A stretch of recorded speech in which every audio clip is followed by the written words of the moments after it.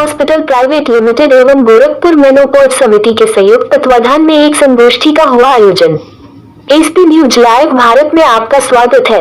हम आपको बता दें कि star hospital private limited Gorakhpur menopause समिति के संयुक्त तत्वाधान में संगोष्ठी का आयोजन किया गया, जिसमें सिनर्जी कैंसर हॉस्पिटल की डॉक्टर तारिक, गोरखपुर मेनोपॉज समिति की अध्यक्ष डॉक्टर मधु गुलाटी एवं सचिव डॉक्टर रीना सिंह मुख्य रूप से उपस्थित रही। गोरखपुर मेनोपॉज समिति के अध्यक्ष डॉक्टर मधु गुलाटी ने बताया कि बदलती जीवन शैली और खान पान की आदतों के कारण कैंसर के मामले बढ़ रहे हैं। बढ़ती उम्र, शराब का सेवन, धूम्रपान, गतिहीन जीवन शैली और मोटापा कैंसर के कुछ जोखिम कारण हैं। वर्तमान समय में इसमें कैंसर पूर्व चरण में होते हैं। यदि इस चरण के दौरान निदान किया जाता है, जिससे रोगी इलाज प्राप्त कर सकता है। एचपीवी टीकाकरण और एचपीवी परीक्षण और पैप स्मीयर के रूप में स्क्रीनिंग गर्भाशय ग्रीवा के कैंसर को रोकने के कुछ तरीके हैं। महिलाओं में सबसे आम कैंसर स्तन और गर्भाशय ग्रीवा का कैंसर है एवं सर्वाइकल कैंसर गर्भाशय के मुंह का कैंसर है। सर्वाइकल कैंसर पूरी तरह से रोकथाम योग्य कैंसर है। इसमें कैंसर पूर्ण चरण होते हैं। यदि इस चरण के दौरान निदान किया जाता है तो रोगी पूर्ण इलाज प्राप्त कर सकता है। एचपीवी टीकाकरण और एचपीवी परीक्षण और पैप स्मीयर के रूप स्क्रीनिंग गर्भाशय ग्रीवा के कैंसर को रोकने के कुछ तरीके हैं। इस संगोष्ठी की अध्यक्षता करते हुए डॉक्टर सुरहिता करीम ने कैल्शियम तथा विटामिन डी के महत्व को बताते हुए कहा कि हर महिला को अपनी शरीर मजबूती के लिए कम से कम आधा घंटा व्यायाम करना चाहिए एवं इन सप्लीमेंट्स को लेना चाहिए।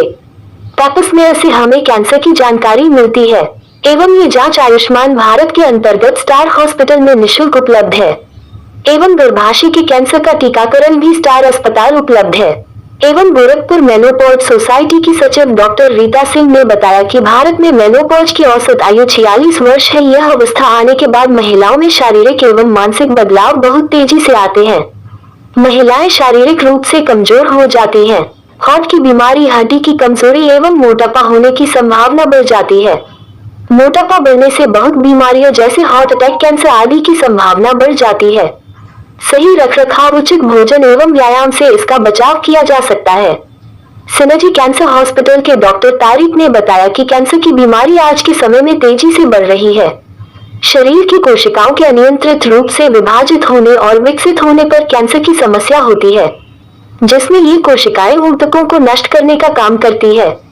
कैंसर शरीर के किसी भी हिस्से में हो सकता है। कैंसर एक जानलेवा बीमारी है जो किसी भी उम्र में महिला और पुरुष दोनों को हो सकती है। महिलाओं में कैंसर की बीमारी कई प्रकार की होती है। महिलाओं के प्राइवेट पार्ट्स यानी प्रजनन अंगों में कैंसर बीमारियों को गायनेकोलॉजिकल कैंसर कहा जाता है।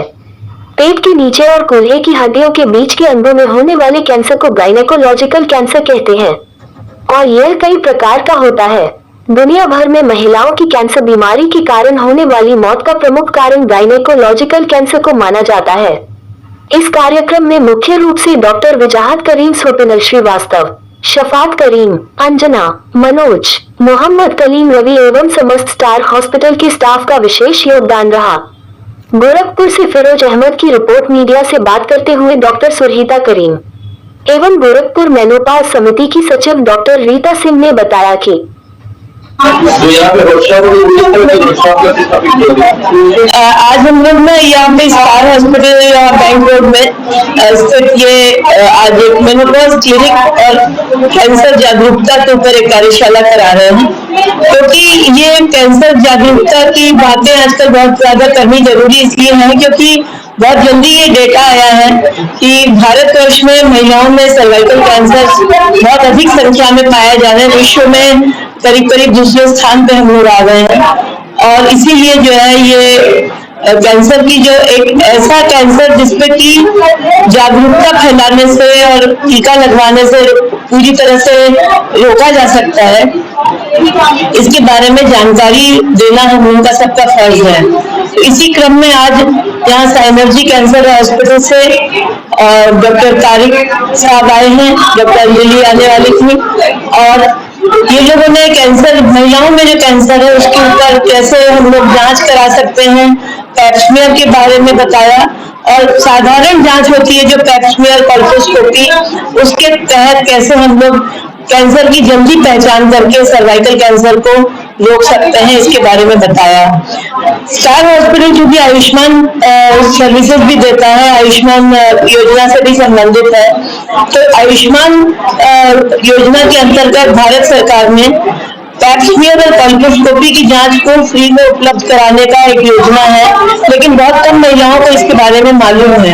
तो इसलिए ये बताना जरूरी है महिलाओं को कि आयुष्मान योजना के अंतर्गत अगर आप आयुष्मान कार्ड धारक हैं तो पैप्समियर और कोलोनोस्कोपी आप फ्री में करवा सकते हैं।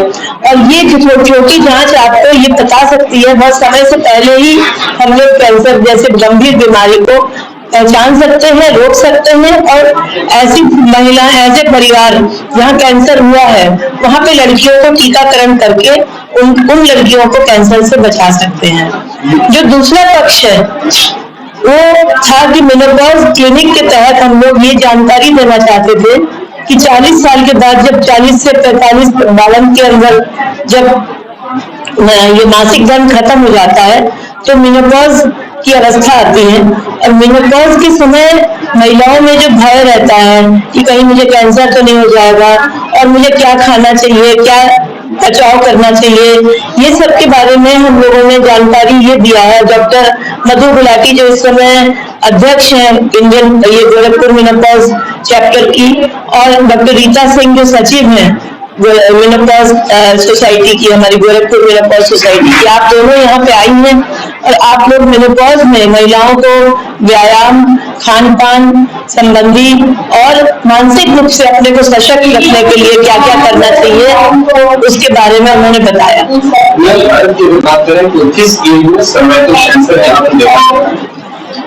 सर्वाइकल कैंसर देखिए ज्यादातर 35-36 साल के आसपास देखा जाता है।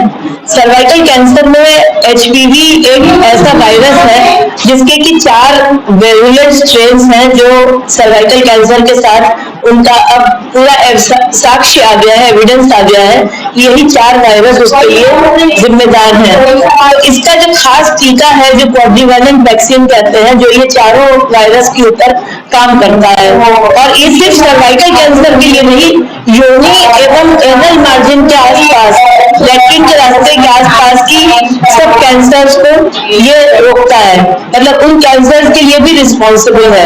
तो इसलिए ये वैक्सीन लड़कों में भी काम आएगा, और लड़कों को भी ये बताया जा रहा है कि बॉयज को भी ये वैक्सीन लगनी जरूरी है, क्योंकि ये जो योनि और लैट्रिन के रास्ते के संबंधित जो कैंसर हैं चारों, ये चारों वैक्सीन, चारों वायरस जो है क्वाड्रिवेलेंट वैक्सीन में के अगेंस्ट काम करते हैं।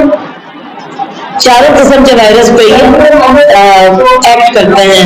तो इसलिए अगर ये वैक्सीन लगवाने से न सिर्फ बच्चेदानी के मुंह का कैंसर, बल्कि जो एनल कैंसर है और जो पेनाइल कैंसर है उसके ऊपर भी ये काम करता है। लड़कियों में ये वैक्सीन 9 साल से लेकर 15 साल की एज में लगता है, और पहला डोज, और सेकेंड डोज फिर 3 महीने या 6 महीने बाद। और जो महिलाएं 2 साल में आपने नहीं लगवाया तो 35 मिनट के अंदर लग जाना चाहिए पहला डोज।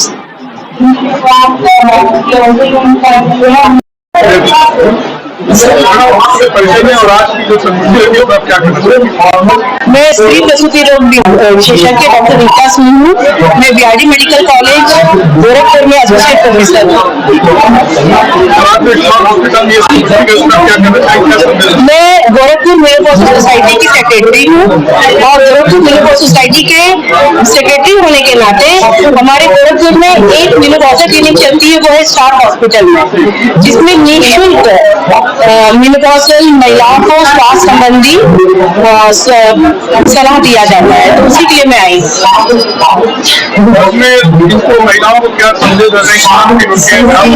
देखिए, हम महिलाएं हमारे परिवार का और हमारे समाज का स्तंभ है, तो लेकिन सबसे इम्पोर्टेंट दूसरा पहलू ये है कि हमारा ख्याल हमको खुद ही रखना है। अगर हमको कोई समस्या है तो कोई हमसे नहीं पूछता कि तुम्हें कोई दिक्कत तो नहीं है, हमको अपनी समस्या आइडेंटिफाई करके खुद ही अपना सॉल्यूशन ढूंढना है, और ये ढूंढना है, पता करना है कि कहाँ हमको हमारे सॉल्यूशन मिलेगा। तो मेनोपॉज के बाद कैंसर संबंधी समस्या है या ऑस्टियोपोरोसिस, हड्डियां कमजोर होने लगती हैं। इसके लिए हमको अपना दैनिक आहार और क्रियाकलाप ये इसमें मॉडिफिकेशन करने की जरूरत है। तो खान पान में कैल्शियम और विटामिन डी ये आपका हड्डियों की मजबूती के लिए जरूरी है। दूसरा व्यायाम, नियमित रूप से व्यायाम करके हम अपनी मांसपेशियों को स्ट्रॉन्ग बनाएंगे तो उससे घुटने का दर्द, कमर का दर्द, इन सब में बचाव होगा और अगर है तो धीरे धीरे ये कम हो जाएंगे। तीसरा, इस उम्र की महिलाओं की समस्या है कैंसर। तो कैंसर का बचाव ही इसका इलाज है, सबसे अच्छा इलाज है। और महिलाओं में जो मुख्य कैंसर है, स्तन का कैंसर और गर्भाशय के मुंह का कैंसर, ये दोनों ही कैंसर ऐसी जगह पर है जिसको हम होने के बहुत पहले अगली स्टेज में कैच कर सकते हैं और वो कर सकते हैं स्क्रीनिंग से। तो आप अपने डॉक्टर के पास एक हमारे वो प्रॉपर गाइडलाइन है कि 35 साल के बाद या 40 साल के बाद स्तन के कैंसर का आपको जांच कराना चाहिए ताकि आप कैंसर को बहुत ही अगली स्टेज में उसको कैच कर सके या होने से पहले आप उसको कैच कर सके। तो उसके लिए हमको डॉक्टर से, गायनेकोलॉजिस्ट से सलाह लेना चाहिए। दूसरा, वैज्ञानिक की मुंह की कैंसर की स्क्रीनिंग के लिए जांचें उपलब्ध है और अगर आपको खुद जाना पड़ेगा, भले आपको कोई दिक्कत ना हो, आपको खुद जाना पड़ेगा कि हमको इसकी जांच करनी है ताकि कैंसर होने से पहले हम इसको पता कर सकें। तो आप कैंसर, जो स्तन का कैंसर है, वैज्ञानिक की मुंह के कैंसर के समय से पहले जानकारी हो जाए उसके लिए आप किसी भी गायनेकोलॉजिस्ट को संपर्क करें। और इसके जो प्रारंभिक लक्षण हो सकते हैं कि आपको बार बार वैज्ञानिक के मुंह से पानी की शिकायत आना, पानी आने की शिकायत आना, या खून मिला होता है कई बार उस पानी में, ब्लड मिस डिस्चार्ज, या फिर हस्बैंड के साथ रहने के बाद अगर खून दिखाई दे, तो ये ऐसे लक्षण हैं जो कि वैज्ञानिक के मुंह के कैंसर के प्रारंभिक लक्षण हो सकते हैं। और अपने स्तन की जांच हर माह जब महामारी खत्म होती है उस समय नहाते समय हम ये सलाह देते हैं कि महिला अपने स्तन की जांच खुद करे नियमित रूप से हर महीने, ताकि अगर कोई भी चेंज बदलाव होगा, उसमें कोई भी गांठ अगर होगी बहुत ही शुरुआती, तो वो उसको पकड़ लेगी अगर वो हर महीने अपनी छाती की जांच खुद करती है। और साल में एक बार डॉक्टर से उसको अपनी छाती की स्तन की जांच करवानी चाहिए।